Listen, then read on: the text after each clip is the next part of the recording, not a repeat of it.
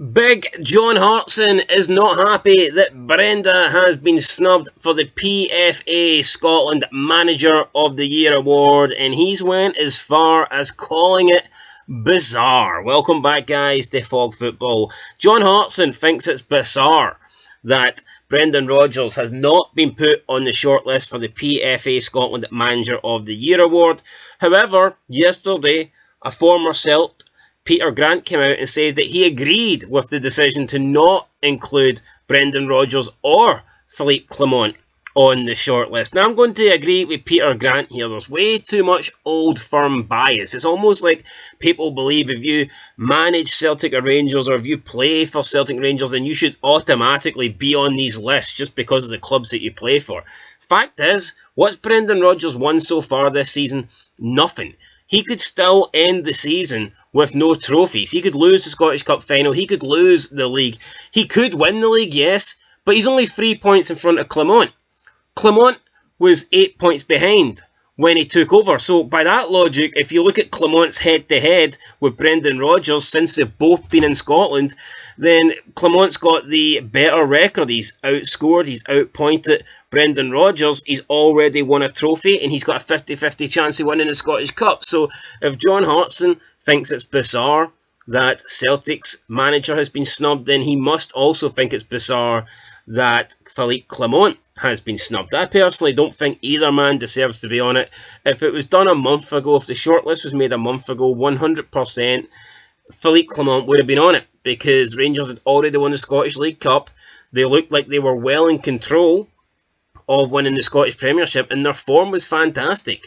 They'd only dropped two league games, 2 points. They'd only dropped points in 2 league games, should I say, since Clement came in. Those were the draw against Aberdeen and the defeat against Celtic. Obviously, since that match against Motherwell, Rangers have went off the rails, and I think just due to the recent form, I think you can make a case that Philippe Clement doesn't deserve to be on it either. But John Hartson here, he wasn't happy. He doesn't think that Brendan should have been left out, even though Derek McInnes is doing great, Tony Docherty is doing great, and John McGlynn has had an amazing season at Falkirk, and he's one more game away from having an invincible season. I actually think Rhys McCabe from Airdrieonian should have been on it, but not John Hartson. He thinks it's all about Celtic. He thinks it's all about Brendan Rodgers. So he even pointed to the fact that even though Celtic hadn't had a great season, there was some high-profile departures leaving Celtic when Rodgers came in. I mean, get a grip. Rodgers inherited the best team in the league, bar none, and he was up against a really, really poor Michael Beale side for like the first few months of the league campaign. So I don't know how John Hartson can try and make excuses here. So what? They lost Jota, they lost Starfelt, and they lost Moy. Celtic spent more than enough money to replace those 3 players, and they didn't do it. Recruitment wasn't good enough, and whose fault's that?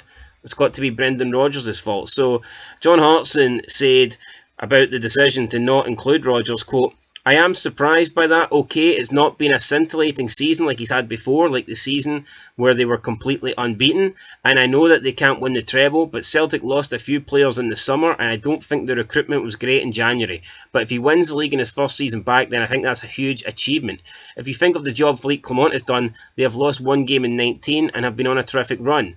The fact is they have dropped 5 points in 2 games recently against Ross County and Dundee. It has been that type of season. Nobody has really owned it. I am a little bit surprised that he is not in the running. I think it is a bit bizarre." End of quote. So John Hartson thinks that Brendan should be on it. I disagree.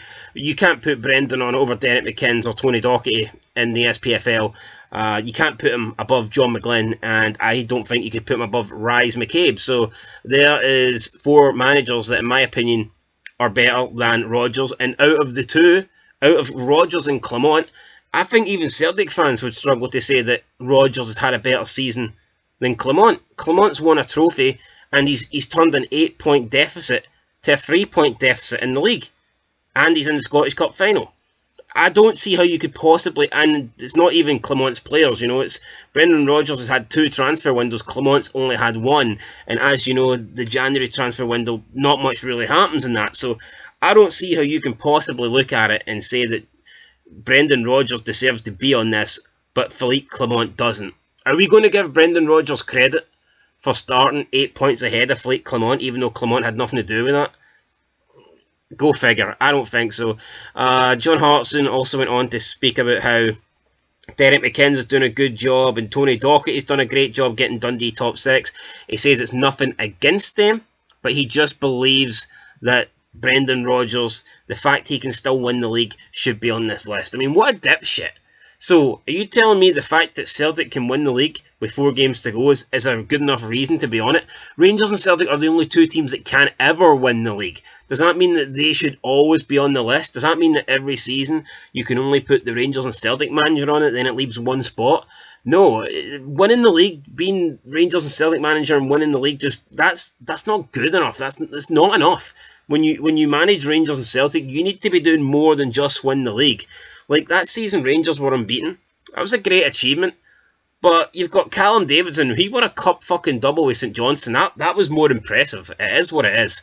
I respect Steven Gerrard. It was a great season Rangers had, no doubt about it, invincible. But Callum Davidson, if you actually look at the scale of the clubs and put into perspective what he done at St Johnstone, winning 2 domestic cups is better.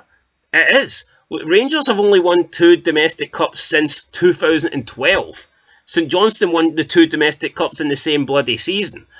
Try explaining to me that that's not more impressive. I don't get it. The bias towards the old firm's crazy. The fact is, Clement and Rodgers, they aren't in the top 3. Clement would have been last month had results not drastically went against them, but come on.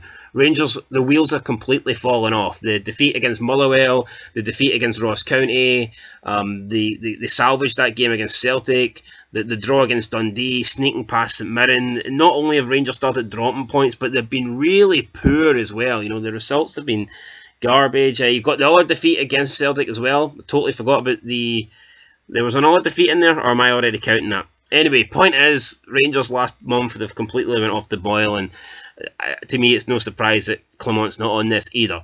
Who should win it out of the 3 that's shortlisted? McLean's done a great job at Falkirk, but for me, Falkirk should be winning that league easy. I think Falkirk should be, they should be running away with that. They shouldn't be getting caught. Now, yes, being unbeaten is impressive, but still, I would probably give it to Tony Docherty. I think Tony Docherty coming in, getting top 6 with Dundee, newly promoted club. Most people had Dundee as favourites to go down. He's had a massive turnaround. It's his first managerial job. He had to bring in a shitload of players because there was a massive turnaround at the club. And for him to do that with his first position and take a team that was big favourites to get relegated and actually get them into top 6 and actually have them playing attractive football. Dundee are a really good footballing side, and they're a joy to watch at times. So yeah, for me, I would go Tony Docherty. I think he should win it. I don't agree that Brendan Rodgers deserves to be on it. I think if Brendan Rodgers wins the league and wins the cup, if he gets the double, then maybe you could consider it. But right now, as things stand, there's a chance that Brendan Rodgers won't win any trophies. And does he deserve to be getting on this shortlist for that? Oh, what? He's came in, he's threw away an 8-point lead and he deserves to be on a manager short? No, definitely not. John Hartson, you're talking shite, son. Anyway, guys, that's it. Let me know your thoughts down below and I'll catch you in the next one. Till then, peace.